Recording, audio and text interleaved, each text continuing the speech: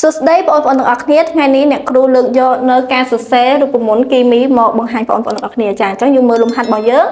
ចោលសរសេររូបមន្តគីមីនៃសមាសធាតុខាងក្រោមចាអញ្ចឹងយើងមើលទី1ប៉ូតាស្យូមនីត្រាតអញ្ចឹងប៉ូតាស្យូមនីត្រាតគឺកើតឡើងរវាងប៉ូតាស្យូមជាមួយនឹងនីត្រាតចាអញ្ចឹងប៉ូតាស្យូមយើងគឺមាននិមិត្តសញ្ញាកាចាចំណែកនីត្រាតវិញគឺ NO3 ចាអញ្ចឹងរូបមន្តប៉ូតាស្យូមនីត្រាតយើងអាចសរសេរបានទៅជា KNO3 ចាអញ្ចឹងកាយើងបន្លងម៉ានបន្លង1នីត្រាតបន្លង1ចាអញ្ចឹងយើងផ្លាស់បាច់ផ្លាស់ប្ដូរបន្លងទេគឺរូបមន្តវាគឺនៅតែ KNO3 ដដែលចាយើងមើលទី2ម៉ាញ៉េស្យូមក្លរ៉ូចាអញ្ចឹងម៉ាញ៉េស្យូមក្លរ៉ូកើតឡើងពីម៉ាញ៉េស្យូមជាមួយនឹងក្លរ៉ូអញ្ចឹងម៉ាញ៉េស្យូមយើងមាននិមិត្តសញ្ញា MC រីឯក្លរ៉ូគឺ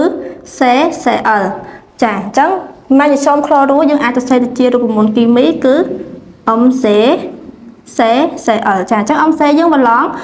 2ក្លរបន្លង1អញ្ចឹងយើងសរសេរទៅជាបើផ្លាស់ប្ដូរបន្លងគ្នាគឺ MG ផ្លាស់ប្ដូរមកឲ្យក្លររីឯក្លរផ្ទេរទៅឲ្យខាង MG វិញចាអញ្ចឹងយើងបានរូបមន្តយើងគឺ MG CL2 ចាអញ្ចឹងម៉ាញ៉េស្យូមក្លរ៉ូរូបមន្តរបស់យើងគឺ MgCl2 តោះអញ្ចឹងមើលទី3គឺសូដ្យូមអុកស៊ីតចាអញ្ចឹងសូដ្យូមអុកស៊ីតយើងកើតឡើងពីសូដ្យូមជាមួយនឹងអុកស៊ីតសូដ្យូមមាននិមិត្តសញ្ញា Na រីឯអុកស៊ីតវិញគឺ O ចាអញ្ចឹងសូដ្យូមអុកស៊ីតយើងសរសេរបានទៅជារូបមន្ត NaO ចាអញ្ចឹង Na របស់យើងបន្លង1រីឯអុកស៊ីតវិញគឺបន្ល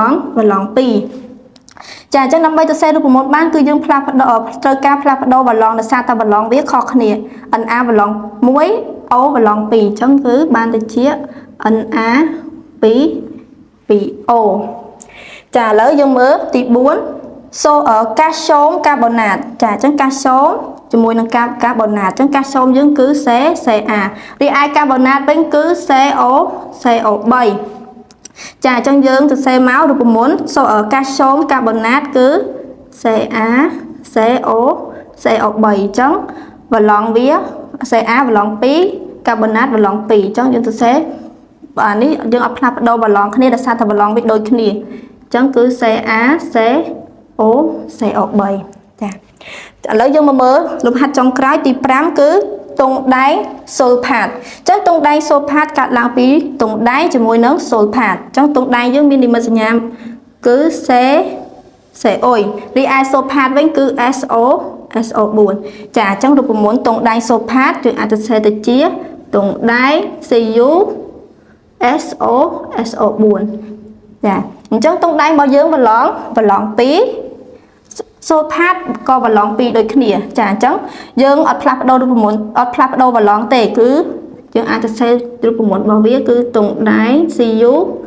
SO4 ចាអញ្ចឹងការសរសេររូបមន្តគីមីរបស់អ្នកគ្រូក៏បានមកដល់ទីបញ្ចប់សូមអរគុណ